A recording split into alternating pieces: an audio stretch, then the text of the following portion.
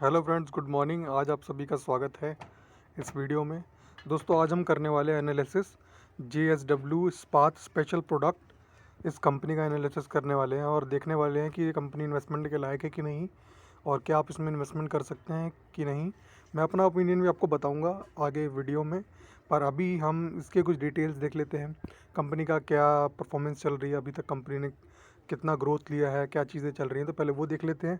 उसके बाद आपको मैं अपना ओपिनियन भी बताऊंगा कि मैं इसमें इन्वेस्टमेंट करूंगा या नहीं, और मैं इसको कुछ बताऊंगा कि मैं किस वजह से अगर इन्वेस्टमेंट करूंगा तो किस वजह से इन्वेस्टमेंट करूंगा, मैं कितनी इन्वेस्टमेंट करूंगा, वो भी चीज़ आपके साथ ज़रूर शेयर करूंगा। तो ये मेरा सिर्फ अपना ओपिनियन है, आप मेरे ओपिनियन को लेकर इन्वेस्टमेंट ना करें, क्योंकि पैसा आपका है, वो अ, डूब भी सकता है भाई। मतलब वो आपके ऊपर है कि आप कैसे इन्वेस्टमेंट करते हैं। तो आपके सब रिस्क, आपने अपना रिस्क मैनेज करके जितना आप ले सकते हैं रिस्क उतना। मैं कभी भी नहीं बोलूँगा कि आप किसी भी शेयर में मतलब ज़्यादा अपना 10% ज़्यादा इन्वेस्टमेंट करें। तो अगर आपको जानना है कि किस तरीके से इन्वेस्टमेंट करी जाती है किसी भी तरीके से, अगर आपके पास 1,000 रुपये है तो उसको कैसे इन्वेस्ट करें, या 10,000 रुपये कैसे इन्वेस्ट करें, तो वो सब चीज़ें भी हम आपके साथ वीडियो में शेयर करने वाले हैं। तो आज की इस वीडियो में हम सिंपली आपके साथ शेयर करेंगे इस कंपनी के बारे में। तो ये कंपनी का नाम है JSW इस्पात स्पेशल प्रोडक्ट। तो अभी हम देखेंगे सबसे पहले कि ये कंपनी करती क्या है। तो हम सबसे पहले कंपनी का नाम लिख लेंगे और कंपनी की मेन वेबसाइट पे जाएंगे, जो इनकी ऑफिशियल वेबसाइट है, और वहाँ से पता करेंगे कि कंपनी क्या क्या चीज़ें करती है। तो यहाँ पे इनकी वेबसाइट है और यहाँ पर इस्पात एनर्जी लिमिटेड करके है कंपनी। यहाँ पर हम देख सकते हैं, यहाँ पर sponge iron steel and ferro alloys,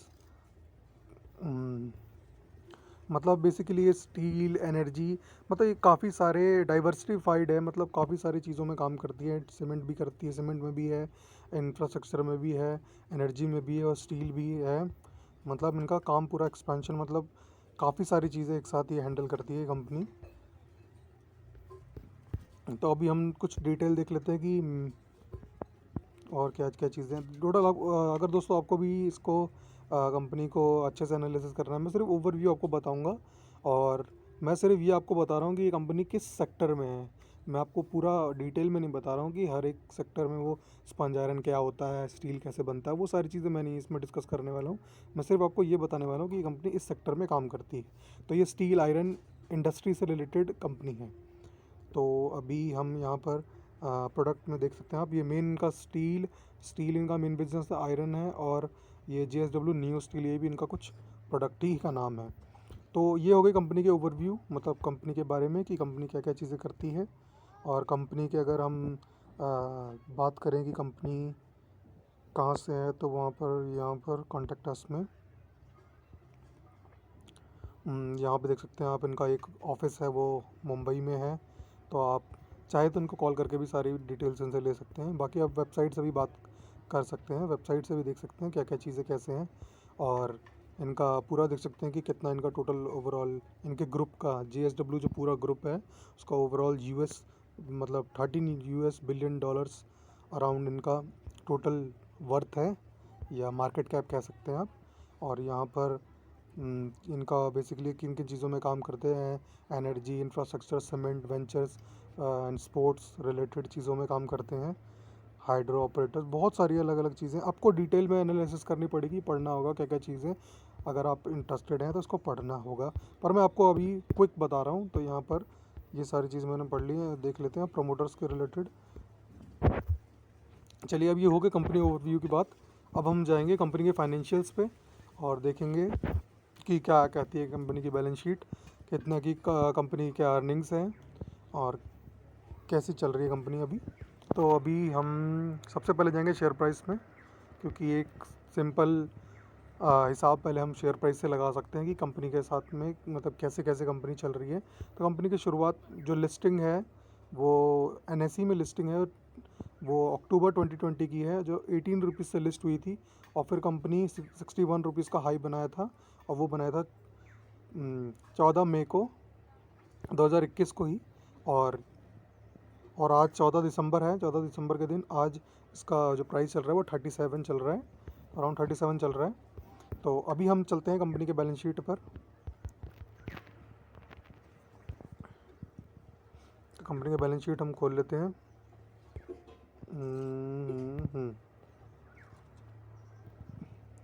तो यहाँ पर हमने कंपनी की बैलेंस शीट खोल ली है। अभी कंपनी का शेयर प्राइस चल रहा है 37 रुपीज़ 20 पैसे। और यहाँ पर अभी हम सबसे पहले बात करेंगे रिज़र्व्स की। तो रिज़र्व अभी कंपनी के पास 387 है, 387। ये वैल्यूज़ लाख एंड करोड़ में है कि कितनी वैल्यूज़ हैं मैं आपको बता देता हूँ। हाँ, रुपीज़ इन करोड़ है। तो 387 करोड़ का इनका रिज़र्व है।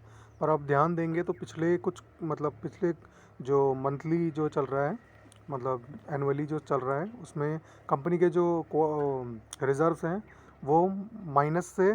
पहले माइनस 1300 करोड़ थे, फिर 3000 करोड़ माइनस, फिर 900, फिर 400, फिर 300। मतलब पहले कंपनी नेगेटिव में थी, लॉस मेकिंग थी, मतलब कंपनी का रिज़र्व लॉस मेकिंग थे। और उसके बाद वो पॉजिटिव होते गया और यहाँ पर अभी हमारे पास 300 के करीब रिज़र्व्स हैं। तो ये देखना है। पर मेन जो चीज़ पता चलेगी कंपनी के खर्चों से, कि कंपनी के खर्चे कितने हैं और कंपनी की कमाई कितनी होती है, उन चीज़ों से पता चलेगा। तो वो हम अभी आगे देखने वाले हैं। तो अभी रिज़र्व देखेंगे तो ध्यान से देखेंगे तो 900 से अभी 300 हो गए हैं। इसका मतलब रिज़र्व धीरे धीरे कम हो रहे हैं। तो ये थोड़ा ग्रोथ मैनर में होने चाहिए थे, पर अभी ये नीचे आ गए हैं। और कंपनी के ऊपर कर्जे की बात करेंगे तो लॉन्ग टर्म बोरोविंग है करीब 2273 करोड़ की लॉन्ग टर्म बोरोइंग है, और जो कि पहले 4500 करोड़ थी, और उससे अभी 2273 तो कम ही है।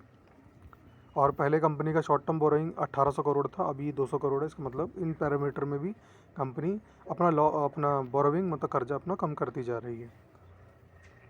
और कंपनी की लाइबिलिटीज़ की बात करेंगे तो कंपनी के पास पहले 5000 करोड़ की लाइबिलिटी थी, 5400 करोड़ की, और अभी 1200 करोड़ की है। बीच में कंपनी की लाइबिलिटीज़ और भी कम हो गई थी।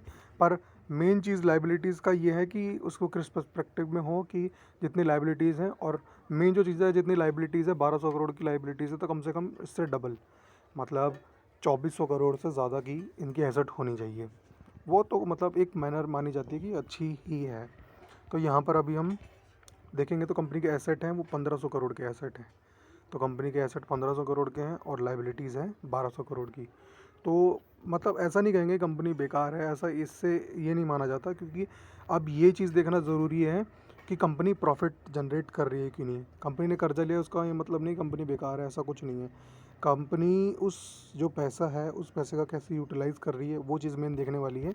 तो अभी हम वो देखेंगे प्रॉफिट एंड लॉस में।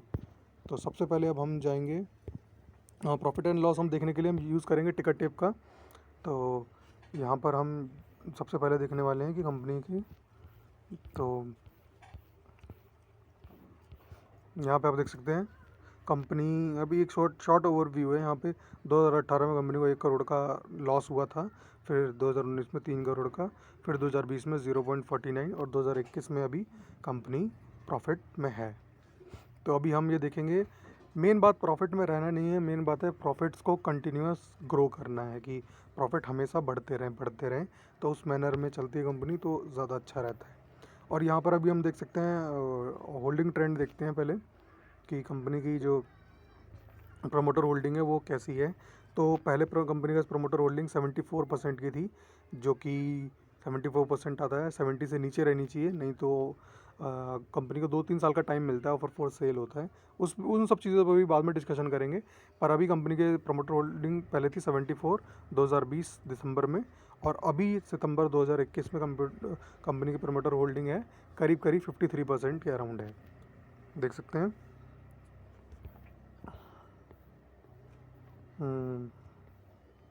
और पहले DIS थे 14%, जो अभी हैं 4%। फॉरेन इंस्टीट्यूशन पहले 0 थे, पर अभी 1% हैं। और रिटेल पहले 10% था, अभी 40% है।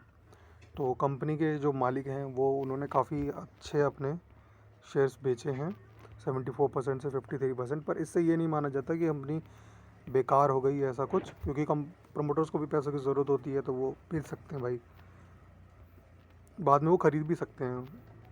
तो अभी हम देखेंगे मेन प्रॉफिट एंड लॉस में कि क्या क्या चीज़ें, इनकम में देखते हैं कि कितनी इनकम हो रही है, इनकम ग्रोथ हो रही है कि कैसा हो रहा है।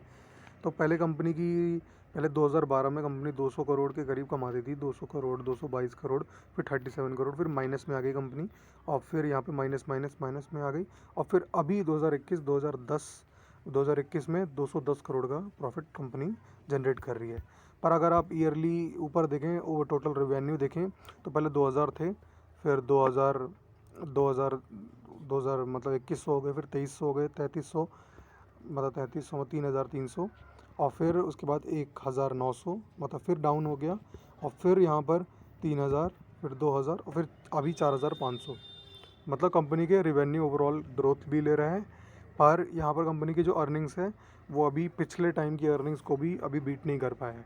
मतलब कि कम से कम कंपनी की अर्निंग्स यहाँ पर अभी इतने टाइम हो गया है तो कम से कम 400-500 करोड़ की तो अर्निंग्स होनी चाहिए। मतलब उस पर्सपेक्टिव पे, जिस प्रैक्टिस कंपनी को इतना टाइम हो गया है और कंपनी के पास जो रेवेन्यू जनरेट हो रहे हैं वो 5000 करोड़ के अराउंड के हो रहे हैं, मतलब 4500 करोड़ के अराउंड हो रहे हैं, तो उसके हिसाब से इतना तो रेवेन्यू, इतना तो नेट इनकम भी जनरेट होनी चाहिए। तो यहाँ पर हमने देख लिया, ये था हमारा एनुअली रिपोर्ट। अब है क्वार्टरली। क्वार्टरली मतलब हर 3 महीनों में जो रिज़ल्ट आते हैं, 3 महीने बोल रहा हूँ, हर 4 महीनों में जो रिज़ल्ट आते हैं, उन रिज़ल्ट का यहाँ पर हर 3-3 महीने में कंपनी हमें बताती है कि हमने कितनी कमाई करी, क्या करा क्या करा। तो नेट इनकम देख सकते हैं, पहले जून 2019 में यहाँ पे माइनस माइनस माइनस, पूरा माइनस ही माइनस चल रहा है।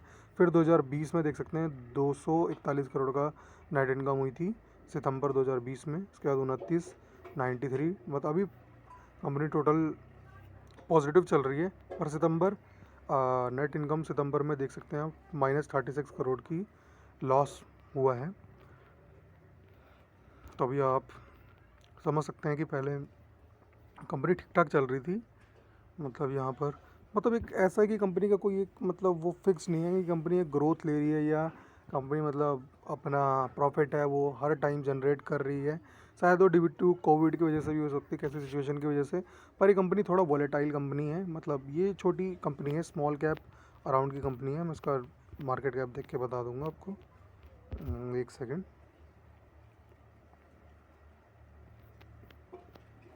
स्मॉल कैप कंपनी है। तो स्मॉल कैप कंपनी होती है, उनका और रहता है कि अभी वो छोटी कंपनियां होती हैं तो कभी उनका प्रॉफिट ज़्यादा हो जाते हैं, कभी प्रॉफिट्स कम होते हैं, तो वो चलता रहता है, ऐसा उनमें चलता रहता है। तो अभी हमें ये देखना होगा कि लॉन्ग टर्म में कंपनी कैसा करती है परफॉर्म, और कैसे आगे जाकर ये कंपनी अच्छा परफॉर्म करती रहेगी। तो हमें हर क्वार्टर में नंबर देखने पड़ेंगे कि कंपनी इस क्वार्टर में कैसा किया, फिर नेक्स्ट क्वार्टर में कैसा किया, और उसके हिसाब से हम धीरे धीरे अपनी इन्वेस्टमेंट बढ़ाते रहेंगे। तो मैं तो यही करता हूँ कि अगर मुझे कोई कंपनी पसंद आती है तो मैं उसमें पहले छोटी इन्वेस्टमेंट डालता हूँ, फिर धीरे धीरे धीरे धीरे धीरे पैसों को बढ़ाता जाता हूँ। तो वैसे करता हूँ, और ऐसे ही इन्वेस्टमेंट करना चाहिए। मुझे पता है ये स्लो तरीका है, पर स्लो जो तरीका है वही सबसे बढ़िया तरीका है, क्योंकि इसमें अभी हमें कंपनी को देखना भी है कि कंपनी कैसे कैसे चीज़ों को परफॉर्म करती है। और इसमें अब अभी बहुत सारी डिटेल में मैंने बात नहीं की है, और डिटेल में बात करने का मतलब ये है कि आप कंपनी के प्रमोटर्स देखिए, कंपनी को कौन चला रहे हैं, कौन कौन ऐसे मेन बोर्ड में कौन बैठते हैं, और या कंपनी कितना ईयरली मतलब कितना कमाई कर रही है, कितने % से ग्रोथ हो रही है। और पिछले अभी आप देख सकते हैं कि कंपनी के पास क्या प्रॉमिसिंग चीज़ें करती है। मतलब कंपनी बताती है कि हम अपने अपने नए हेड ऑफिस खोलने वाले हैं या ऐसा कुछ करने वाले हैं, तो वो सब चीज़ का डिटेल देखिए। और देखिए कंपनी में क्या कौन कौन जो है मेन पर्सन है जो, और कंपनी क्या क्या चीज़ों में डील करती है, वो सारा रॉ मटेरियल कहाँ से आता है, और फिर वो कैसे, ये सारी चीज़ें आपको देखनी होती हैं। तो अगर आपको एक अच्छा परफॉर्म करना है, मतलब एक कंपनी को अच्छे से देखना है, एनालिसिस करना है, तो भाई आपको हर एक पैरामीटर के हिसाब से देखने पड़ेंगे। तो अब मेरा कंक्लूजन कि मैं इसमें इन्वेस्टमेंट किया है कि नहीं, तो मैंने दोस्तों बहुत ज़्यादा छोटी इन्वेस्टमेंट की है, क्योंकि मुझे ये कंपनी स्टील ओरिएंटेड कंपनी है लगती है, स्टील और आयरन।